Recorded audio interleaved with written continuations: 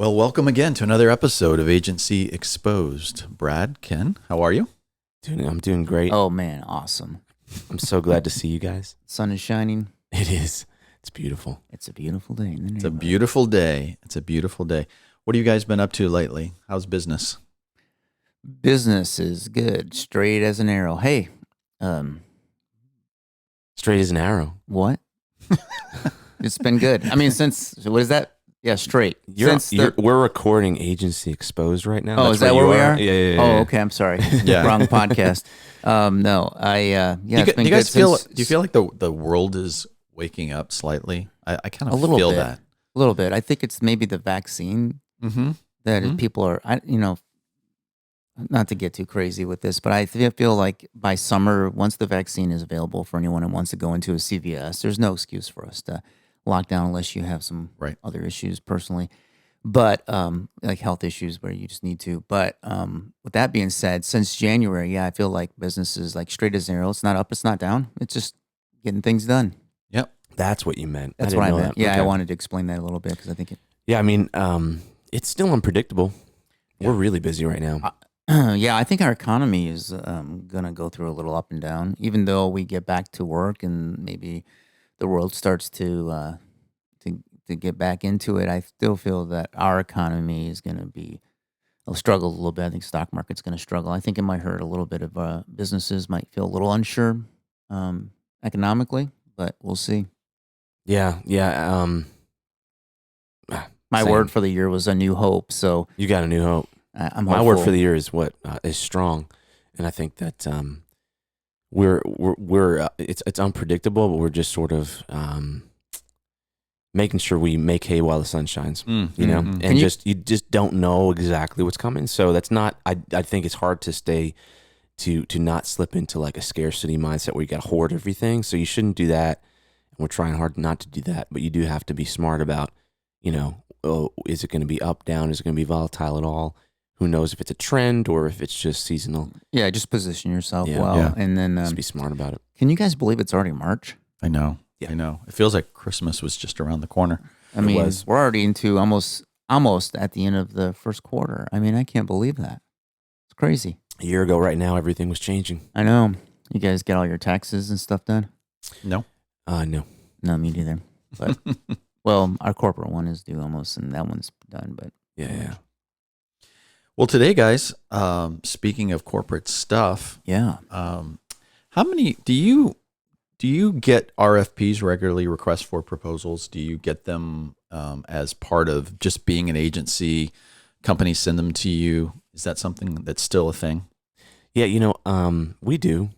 We don't get it's not something you can depend on, and we don't put a lot of effort into trying to get RFPs, and so it's just sort of every once in a while we probably get I don't know, somewhere under 10 a year, I would say.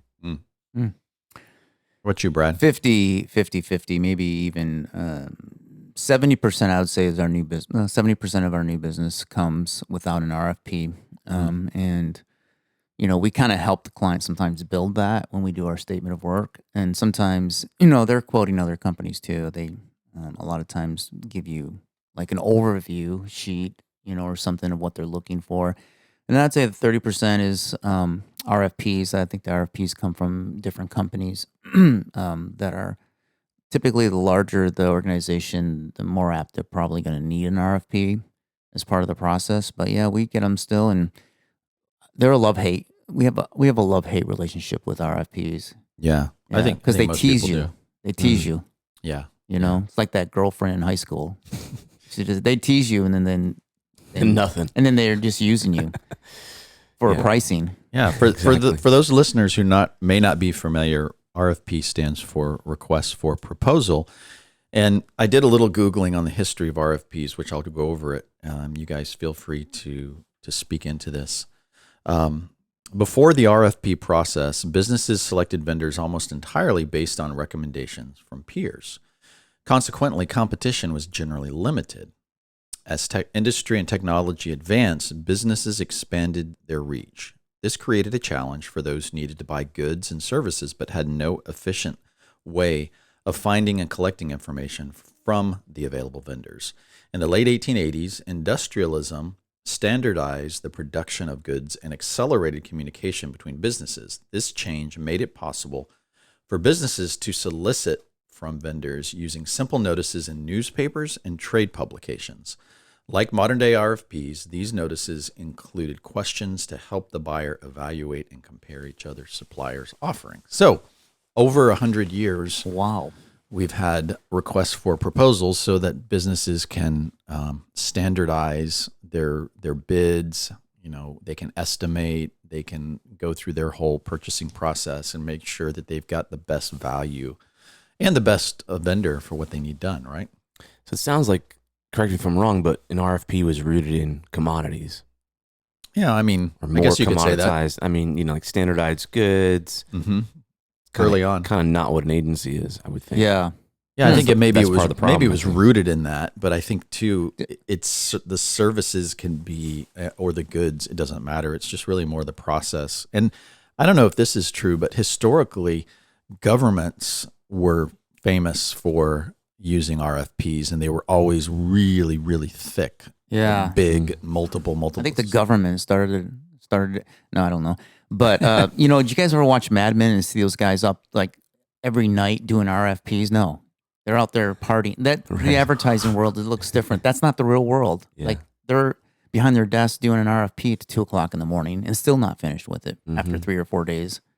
And That's a true RFP. Yeah, and the reason that it takes so long, and you guys speak into this, but RFPs are very, very specific. So you might have 50 pages, 100 pages. It says, this is what we're looking for. And then they break it all down. It says it has to be this. It has to be certified. It has to be insured. You know, we want examples of this. Have you ever done this? If so, we want 5 examples. We want all these referrals. And then we want you to write it in this format. Yeah. So it's really like a huge assignment, writing a thesis paper almost. Explain how you're going to sell 5 million of our products. You're like, I don't even know you. How am I going to explain how I'm going to? I mean, most of the time when I do an RFP, half the stuff I write is just kind of bull. Yeah. You know what I'm saying? Well, I mean, it's, Right. It's not bull. It's just like you don't really well, it's know your the best customer. guess. It's your best guess. right. And I think that what they're really looking for is, outside of pricing, is how you think. Right. And I think that's what they're looking for, is how you think as an agency, what's your culture. And it's not that you're going to do everything. In fact, most of the RFPs that we've responded to, once we get, if we do get awarded the client or the work, we find that we don't do anything what we suggested in the RFP, because we get to know them more intimately and understand that was just off the cuff. Yeah, when it comes to agency services, I find that it's more high level. Is we need a digital marketing strategy for this, and because we need to increase our whatever sales, leads, whatever. But it's becoming more and more, like you said earlier, general RFP versus the old days of the 100-page specific RFP. I haven't seen those in a while. Part of the RFP came out of the corporations having to get 3 estimates or 3 pricing models.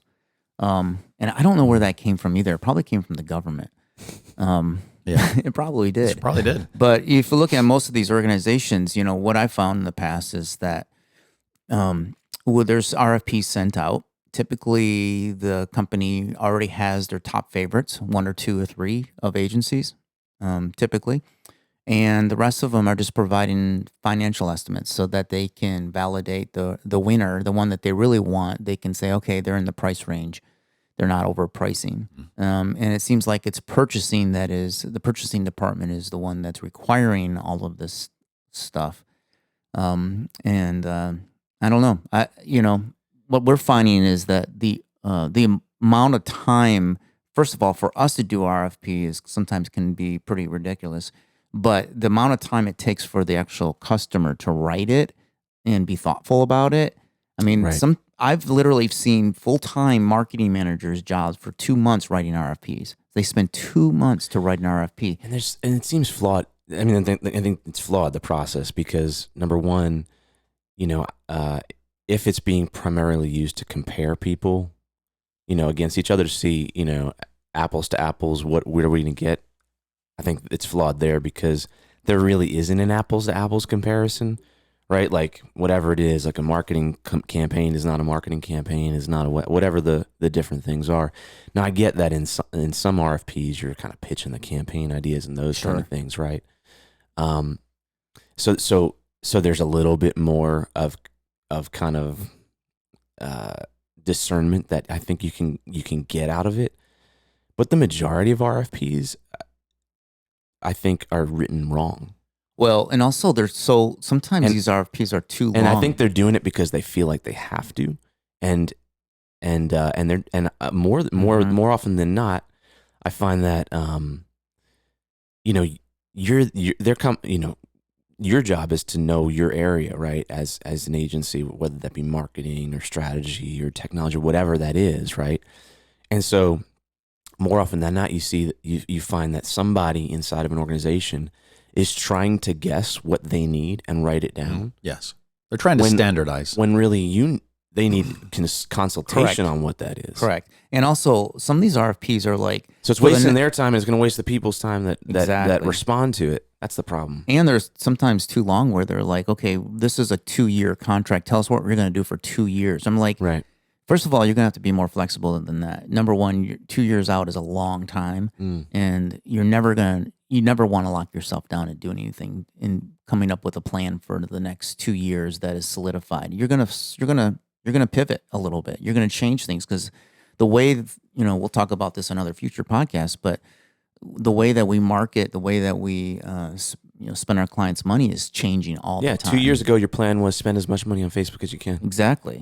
Well, and now it's get off Facebook as fast as you can. Yeah, and so you have to be able to pivot.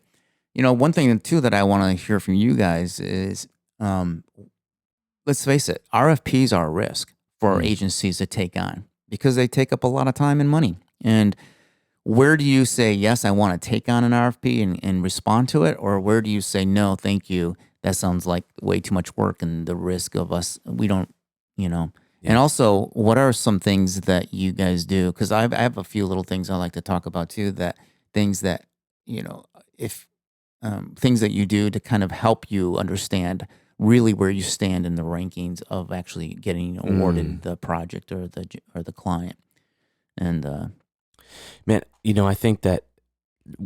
So, first of all, how many RFPs on average? I mean, do you think most agencies get? Like, do you go searching for them? It really depends. I think. Yeah, like, I think you can search for them, and you can actually be on lists, and you can actually get. A lot of agencies do get, like one RFP a month, and some agencies might get one RFP a quarter. I don't know. It depends how size you are and what you do and how you look and your clients. For you guys, do you depend on them a little bit for business or no? No, they're just kind of icing, right? Yes, they're kind of like if we get one and we feel like we're aside from the biggest agencies, the WPPs and those kind of things. Like, does anyone depend? Like, can they depend? I think they probably have divisions business? that people do nothing but respond to RFP because there's an art on some level, and I think there are people that do nothing but know how to write and respond to really well to RFPs. So I think probably the bigger agencies.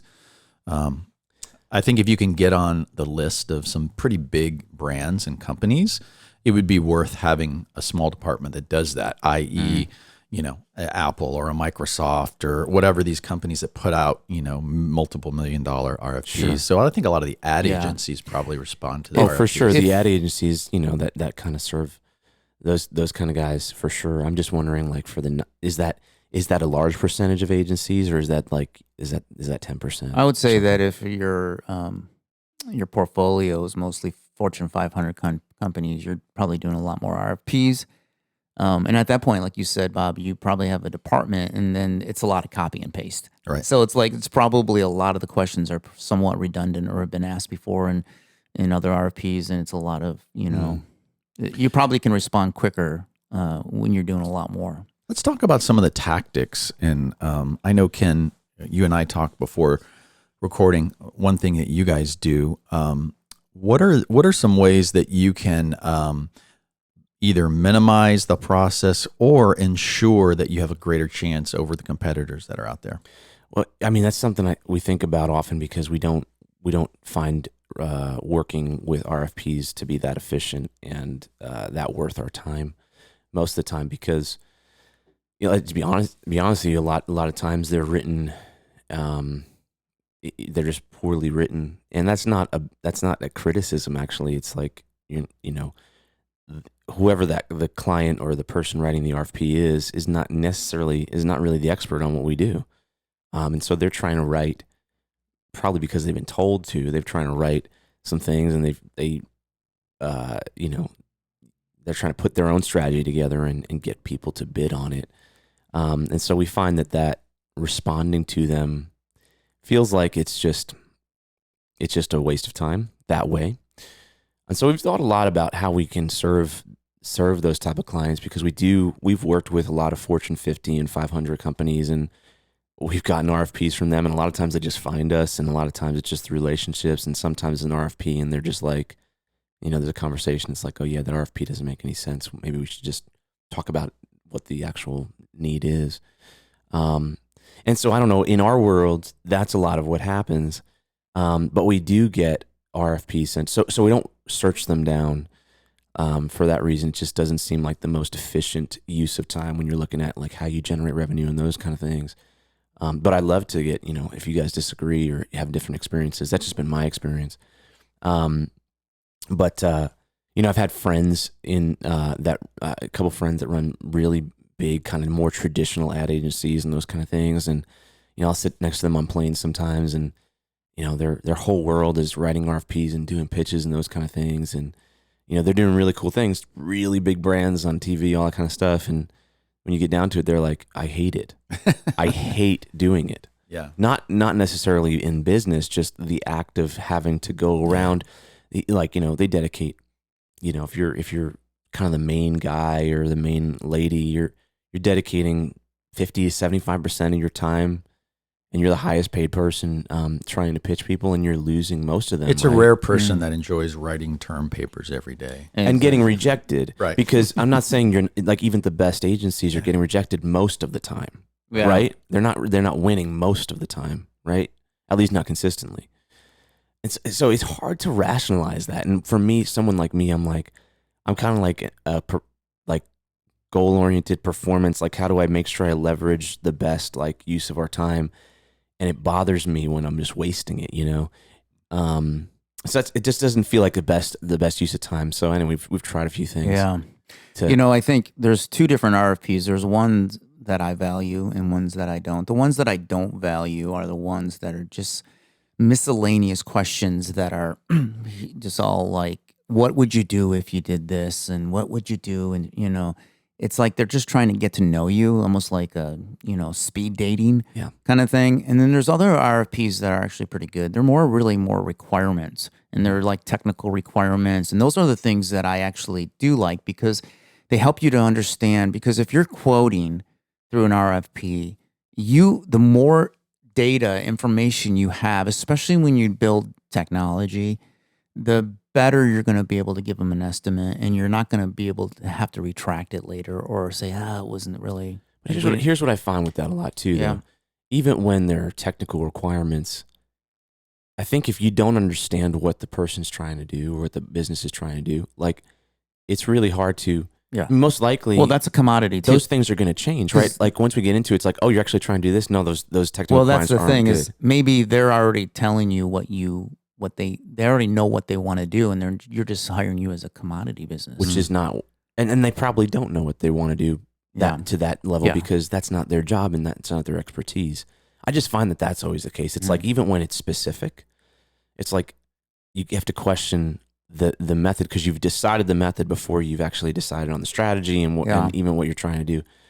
I just find that is a challenge. So to me, the end result, I don't know what you guys think, but to me, the end result with any potential client, especially one with an RFP, is you want to build some sort of relationship so that you get outside of the level of a commodity. Yeah. Like you need to short circuit that somehow. Yeah. Like you need to show that you're different. You need to make a unique connection, because look, if you're writing an RFP, you have no idea of if you're the only one, or if if you're going to get it, and you don't have a unique, I would say, backdoor channel or some inkling that this is actually just this is kind of a formality to get to me. If you don't have those feelings, in my opinion, you're probably on a fool's errand, because you're one of the 10 people that they're going to use to compare to rationalize the one that they want.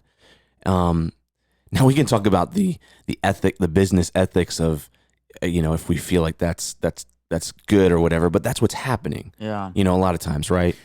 So I think you just have to be aware of it, and then I think there are strategies that you should play with to become unique, to stand out. How do you become the one that just pops out of the crowd if you really do want it? And I would venture to say, in my experience, it's not just filling out the RFP. Correct. Right. That's not how you get it. I think you have to look at two things. You have to look at every RFP, like as an agency, is that I am actually vetting you, the client. And if you can flip that script instead of being like on the other side, like, Correct. I got to do my best to put my best foot forward and answer these questions Yes. great. It's like, no. Are the questions written in a way that I actually respect those questions, and I understand that you as a client are going to be a decent client? Will you allow us to actually do what we do? And you can kind of get that sense by the writing of it and who You don't have to do it arrogantly. No. Right?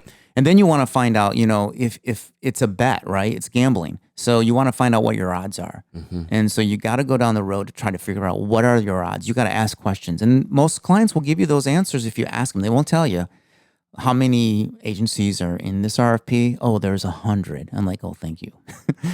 I feel so special.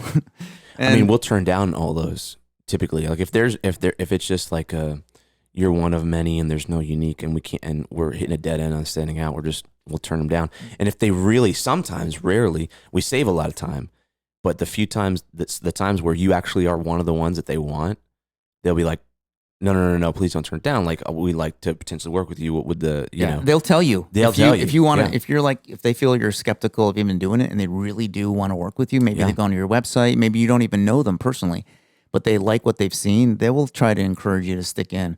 And they may even give you some inside information. And you don't have to be sleazy about it. You definitely, here's the challenge with all these things. And I know we talked about earlier about doing an episode on negotiation, because I think that's part of this, but you have to do all this and still build rapport, right? So you can't do it in like an arrogant way. You can't come off as sleazy. And I think the best way to do that is just to be professional and be confident that you're really good at what you do. Your time is valuable. Their time is valuable too. And so the best for both sides is to figure out as quickly as possible if we're the right fit or not. Right. And so I think if you've kind of got some of those in line, you can build rapport and still do some of the things we're going to talk about, because some of the things we're going to talk about, I think some would say, oh, that would never work, or you can't, you're not, I get this all the time in the agency world. You can't do that. Like, says who? I just did it. But there's so much tradition. It's steeped in. I know, like that whole thing, like, oh, you got to have it in by Friday at 5 p.m. Central Standard Time. I'm Right. like, what? Okay. Right, yeah, deadlines. Yeah. I mean, one of the things that I think is just one tip that I would say is just get to know and build this is simple 101. Build a relationship with the person that's in charge of who's puts it out, who's he or she's part of that decision process. Do a personal call, do a Zoom call. If they're in town, meet with them and say, hey, we would like to meet with you, and just go over the details. We have some questions that aren't in the RFP that I think would be helpful for us to give you the best response back. And then another trick would be, not trick, but a tip would be to say, could we present this to you in person? Or can we present it to you live? Would you mind if we did that?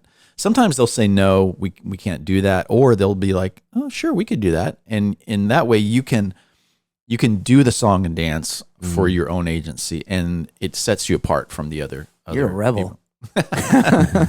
No, I agree with you. I think the more questions, because typically they say, well, if you have any questions, email us or call us or whatever, right? And if you just do the RFP and you don't ask questions, you're bound to not get much Even if you do ask questions, if you don't ask the right questions. Yeah, but I found that if you ask questions that are smart, and you're gonna need them anyways. You're asking questions for yourself, that they actually appreciate that, and they actually sometimes respond like, "Oh, that's interesting. That's good." You can tell by the response. I always tell people that 80% of communication is subtext. If you can read the subtext when you ask these questions during an RFP, even if you're emailing them, again, email's a little tougher because it's harder to read subtext. Sometimes you overread subtext in email. But if you listen to their response and how they respond, it can give you a little bit more understanding of how they feel about you, and how quick they are to answer. And you can just tell how how they feel about you. And because their time is limited, and they're going to give their time back to who they really want to work with. So it is a way to test a little bit, is ask a lot of great questions. Let them know with your questions how you think even further. Like, yeah, you can respond to the RFP, but you can also communicate with them during the process typically. And like you said, Bob, take them, if you know them personally, take them to lunch, give them $1,000 bill under the table, whatever it takes. Just joking. I mean, I think those are all good, but I think you might want to filter it even before that. Like before you start building a relationship with someone, I think there's this, you got to have some immediate sense of, are they going to waste your time intentionally or not? Sure. Yes. And so where we came to with this is we don't do RFPs. Oh. We just we'll work with anyone that wants to work with us, as long as they're the right fit and we're the right fit and we can add value. But we don't do RFPs, and so what ends up happening is, here's why. I don't find it that we haven't found that it's the best use of our time or their time, like for all the reasons we've talked about. And so we can help, we can build a proposal, but we won't do it through an RFP method. And so the reason is for what I just said. So what we'll do is like, hey, a lot of times we'll get requests for RFPs. A lot of times we'll read them, and again, there'll be some good things, but a lot of things that we sort of are like, we do it differently. We wouldn't ask that, those questions, those kind of things. And so, what we'll do is we'll bill for the time. We'll basically build a project plan for you if you want to, and if you really want our best, and you want an RFP filled out, we'll actually get paid to get on a call, understand the problem, understand what's needed, understand the solution, and then build that strategy and put that together. And it'll be better than an RFP because it'll be done, by in our area of expertise. And that's a plan that, typically we'll do that. And it's like, you can then work with us after that, or you can go to someone else. And now you have a better RFP and you have a project plan. You know exactly what you want to do. That's what we found to be most successful. And in doing that, I think whatever you do, that's just in our method, but like, you want to build a unique relationship. You want to communicate value and that you have some expertise. And at least for the services that we provide, I found that either if you're filling out an RFP and you're building that plan for free, then you don't have enough better value things with your time. Like if you're doing it really, really well, and if you're not doing it really, really well, then you probably, it's not going to work anyway. And so if you're not creating something of value through that RFP and you're not spending time on it, then you're not going to win it anyway. And so like both are bad, in my opinion. Like there's no good. Now I'm not saying I'm not saying if you do RFPs, by the way, like you're doing it the wrong way. That's just like what I've found to be most helpful with the services we provide. And what's interesting about it is, I always, like I said at the beginning, like my strategy is always like, you want to stand out and you want to do it quickly, because you don't want to stand out, again, like, I don't know, you can get to the end of the RFP and you're still not likely to get it. And so like, why not try something up front is my strategy, is like, try something up front. You're still likely to you're just as likely to lose it, but it's a higher upside, if it works. So whatever you can do, in my opinion, but I think you just have to stand out. So, and you have to do that as quickly as possible. And that's just been the strategy that we've used so far, and it's actually worked pretty well. Yeah. Also it's there's a cost, and you have to weigh that cost. I mean, there's no sense for anyone to respond to a $200,000 RFP, right? And spend, Yes. 10% of that cost just on developing the RFP. So you literally are 10% in the hole before you even start the work. And if your profit margins are 10 to 15%, you literally takes a whole year just to gain back the profit you made from doing the RFP. And a lot of people don't track that as profit, No. as Right. cost on the So project. right. there's no Yeah. sense. I mean, it's really Yeah. kind of ridiculous when you get these $200,000 RFPs or like that are very long. I mean, if it's a quick RFP, that's one thing. But if it's a really elaborate RFP, it's, and so you really got to weigh the cost of what these take and the options. I'd like to hear a little bit more about, Ken, you said you don't do RFPs. So, but I know you've been around them before in the past and stuff. I'd like to know a little bit about if you were to do an RFP, what would actually make you want to do one? Like, what would the things that you would be vetting to go, okay, this vets out nicely. There's not as much risk. What would make you want to do one? No, I mean, the RFPs look real, like you said, they're really tempting, right? Usually a cool brand. Usually they want to do something really cool. They put, their budget in there. They've got like actually budget is attached to it, so you have to like worry about that.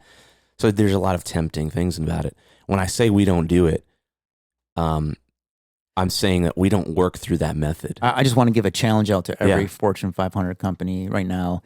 That I want you to send your RFPs Yes, please. to Ken's company and entice them to Medicaid.com. see which one will actually get him to respond. I like your style, bro. Yes. But here's the deal: we want to work with the right clients, and we want to do those things. But that method just doesn't work, and especially the cattle call method. So that's why we say we don't work through the RFP method. We work through. We'll get the RFP. We'll validate it. We'll build you a project plan. But typically we get paid to do that. And then you have a project plan. And it is thought out. It is we give as much intentionality into that as we would if when we were getting paid at the beginning of a project. What if you have a brand or an agency that is so desired that you literally get an RFP and you're like, thanks for the RFP, but we're going to need to charge you to respond to it. If you want to work with us, you're going to pay for us to respond. So that's the thing. And here's and you have to do it without coming off as arrogant and also building rapport. Yeah. And I think that that's a challenge. But we do it really kindly. And it's not like, hey, yeah, we won't work with you unless you pay us to do this thing or whatever. It's just, no, look, to get the best product, you need this thought out. We can't do that without being paid for it. Yeah. And it'll cost you like nothing. Like we don't charge, $1 million to do those. In fact, we charge very, very little. But it's like, we're just going to get paid for our time so that we can do a really great job. Then you get the thing. And it's not put together by someone who's up at 2 a.m. because they're paying their bills during the waking hours and they're doing RFPs in the night hours. It's put together by a team of experts, and they have time to actually invest into it and actually make it good. And that's actually how we communicate it, because that's the truth. And that's your way of actually filtering out those that are interested in working with you, and those that are like, forget it, we're getting 50 others, we're not paying this guy. Well, that's the deal. If you had never had a chance to begin with, right? Because my theory is you're really only going to get the project if they've kind of vetted you already. Because I think the stat is 80% of the sale is completed before they ever talk to you these days, right? Because they're online and that kind of stuff. So they've either got some of that in their head, and so they know that they're interested in you, or they haven't spent that time, which means you're not interesting at all to them, right? And so it's a really uphill battle to win them over, I think, in that. Yeah, scenario. I think we're going back to the psychology of this. Is we always want to assume the best about people and think, oh, this is a way to have zero bias in choosing who's going to do this project. And the reality, that doesn't exist in the real world. Yeah. All of us, including myself, we all have bias, and I believe that 99.9% of those RFPs go out with the person on the other side or the organization already made up their mind who they're going to choose, or at least who they like. Yes. So it's a rare occasion that they're like, oh, this 49th RFP came in. I've never heard of this, but I really like the way they responded. Let's hire them. Yeah. It has to do with price. It has to do with previous, relationships. It has to do with history. It has to do with so many different things. So, And there's a lot you of can psychology in play too, right? Because you got to understand that. if you're the cheapest and you get it, then there's maybe something wrong. Like it may be harder than you think. If you're the cheapest, a lot of times that'll show that you don't really get it, right? If your bid's like way underneath everybody else. So like there's all these questions, and at the end of the day, it's nothing less than like, throwing darts at a wall in the dark, I think, from the agency side of things, unless you have some sort of inroad connection rapport built. I've had clients come to me and say, "Hey, I just want you to know that we're sending out an RFP for this project, but my purchasing department or our chief financial officer made me do it, but you guys are going to get the project." Yeah. I mean, I've literally had clients say that. And I've heard that too. And I think if we had 10 clients sitting around, they would all say, we are being forced to do these. I know. Yeah. And or they're naive enough to think that they're going to get actually strategy out of it. Like we're getting free strategy. So the time we take the month and a half it took me to write this thing, I'm going to get free strategy and pricing. So I understand where the ballpark pricing is. And I don't think if you're out for that as a client, there's no way you're going to get good strategy from a RFP submission. Well, it goes back to common sense, right? Like, and we all do this. This is not like human nature, but like the truth is like you kind of get what you pay for. Correct. And if you pay nothing, you get nothing. If it's free strategy, the best strategist in the world is probably not doing it for free, right? So like, it's probably not good strategy. Yeah. I like your approach, Ken. No, I mean, so I want to be really clear. I don't think being arrogant about it or coming off like a jerk is going to get you the project, right? I don't like, and so you've got to, so you got to do these things in a way that has logic behind it and has a real reason behind it, and then you have to communicate that way in a respectful way. And so again, when I say we don't do RFPs, we work with all those businesses. We love to help them with their solution, but we can't do it through that method. If it's like 1 in 100, like we can't give you anything of value. You won't see anything of value to us. It's just a waste of everyone's time. Like we'll just bow out of that unless you'd like to get some real value, in which case we'll dig in hard. We've had those ones where someone says, "Hey, we really want you to do it. You're going to be the one, but we have to get these RFPs." A, I feel bad for all the other people. Yeah. B, I know that's not still always true, right? Like it still could change. They're leading you on. And so it's possible. That high school girlfriend. Not even into, yeah. A lot of emotional hurt here, I think. Yeah.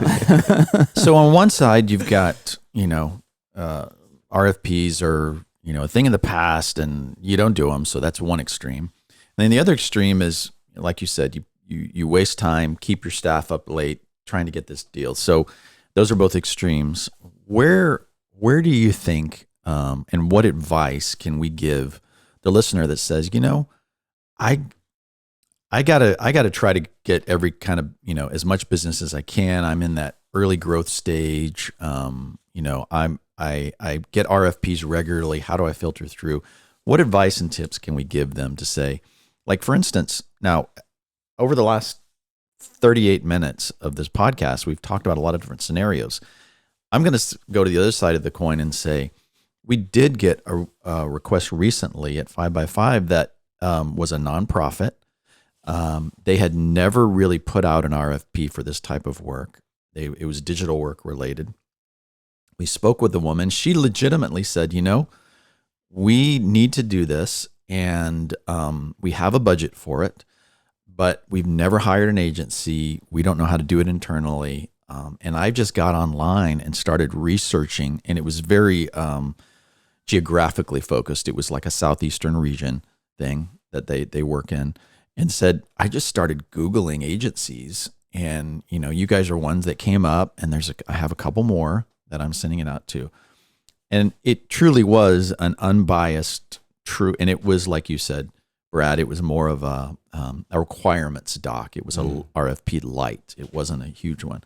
So in those cases, it makes a lot of sense to take it further, put some hours in, and say, there's a good chance that we could really knock this out of the park. So you will get those, and they do exist. Would you guys agree? Yes, and they do, and certainly do. I mean, I've seen RFPs that are really great, and they're not laborious, and they're just asking really great questions, and they're looking for really honest responses. And I think it's not bad for organizations that have to do that because let's face it, a lot of people, especially like a nonprofit, they may be under more scrutiny and who they hire and where they spend their money, and they don't want to be found out that they gave their brother-in-law this big contract and they're not even qualified to do it or something. That's what the government does. And, Again, a lot of past pain here. Yeah, I guess so, man. It's coming out. But yes, I agree. There are some awesome RFPs. What was that SNL skit back in the day, Mr. Subliminal? Yeah. That's Brad. Yeah, nothing I say, yeah. That's a government. Anything I say. Yeah, I had a physics teacher in high school who used to rag on put down other teachers, but never say them by name. Throw shade on everybody else. Yeah, he would. And he would say, he would say it in this way. It sounded just like a physics instructor. He said, anything you receive from what I just said is yours and yours alone and may or may not bear any resemblance to reality. After he would just cut down another teacher, all of us knew who we were talking about. He never mentioned the name. And I'm like, okay. That was his little saying. That's so good. Yeah. So anyways, yes, a little pain there. Yeah. I think those things are all true. I just think that at the end of the day, you still have to if you can't invest enough time to add enough value, if the questions that are being asked are not going to help them, and you can see that, then it's still kind of like it's kind of a waste of everyone's time if it's just done that way.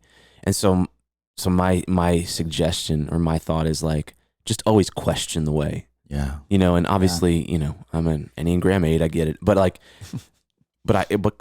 always question, I always challenge the way it's done. And not because you just want to do it differently or you want to be a rebel, but more because is this the best use of everyone's time? Is this going to get us to the end result the best way? Yeah. And I think everyone should ask that question every once in a while. And don't feel afraid to initially respond to an RFP and say, yeah, we want to participate. And then as you get more information and as you get your team involved, realize that it's maybe not a good fit. And before the deadline date or something, even say, you know what, the more we got into this, we realized it's not a great fit for us. And it's okay to bail out and take the time and not spend all that time. Yes. I know in my past life, one time we spent over $50,000 resources to respond to an RFP. Mm-hmm. It was a $2.5 million account, yearly account. So we spent money and we actually got it. But we also knew that we were in a tight running for it, and we knew that it was ours to lose. So we gave it our all and we did it. But it was $50,000. Those are still gambles. I mean, they're risks, right? Yeah, $50,000 of an agency that you in 3 weeks of really hard work putting together. I mean, we had a dog and pony we had dogs and ponies. I mean, we had the whole we had unicorns. circus there. Yeah, the whole zoo involved. Exactly. And so we got it.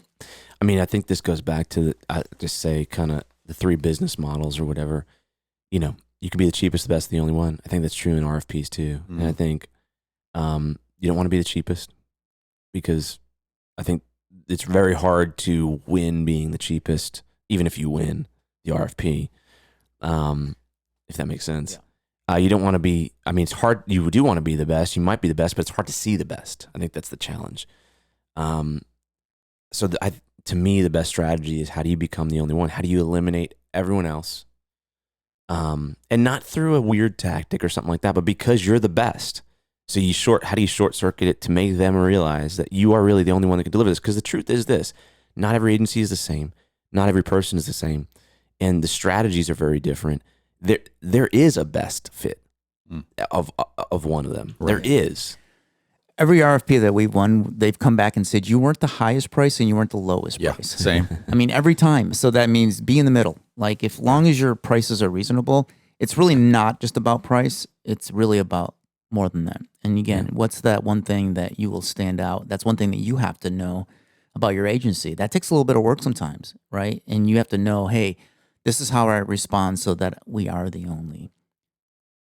I like that. Yeah, for sure. Sorry, guys, I had to respond to a work-related slide. Man, always working. Sorry, it was important. Okay. Yeah, so the only then, let's go down that road a little bit. That can be subjective, and we always think we're the only, right? But I think one of the tactics that you separate, as you said earlier, is you're just upfront with them, and hopefully you're the only one that says, we don't do that, but we can give you something better, and here's the small price that you would pay. That can get so your tactic is, how can you convince them that what you can deliver is better than their RFP, right? True. And I mean, I guess in one perspective, yes, but not criticizing their method, just saying, okay, here's your end goal of what you really want. Here's a better way to do it, and we can do it for you. And you give them the option to say, do we want to spend that small amount of money, relatively speaking, to get an even better solution at the end?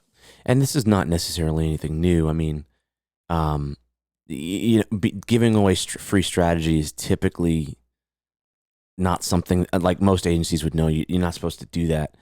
It devalues it. It wastes your time. It wastes their time. Again, and you kind of get what you pay for. So like, free strategy is only as good as what it's worth, or what it costs a lot of times, which is nothing.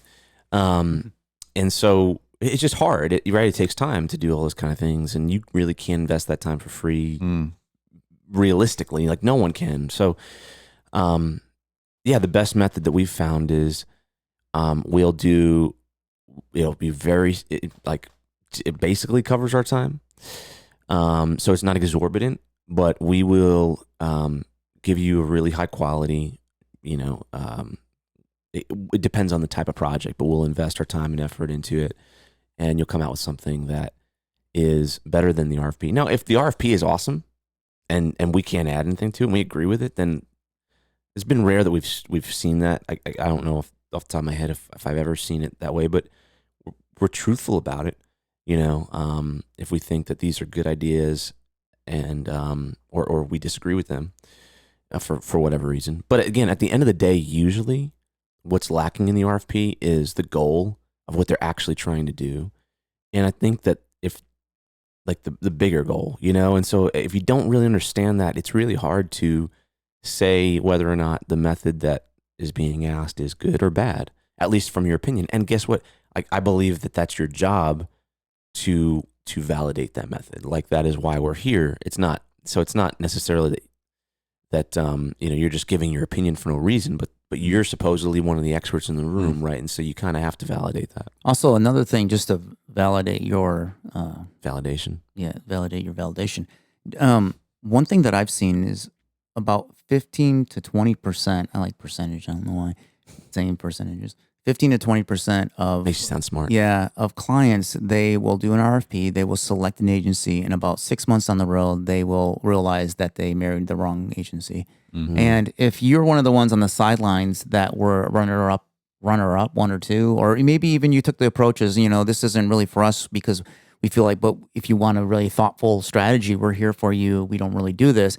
They will actually go out seeking their third options, or start looking for the ones that, that they thought were better. So just to keep that in mind, that just because you don't win doesn't mean they won't come back around. If you were a second one, I've seen that happen quite often, actually. So, yeah.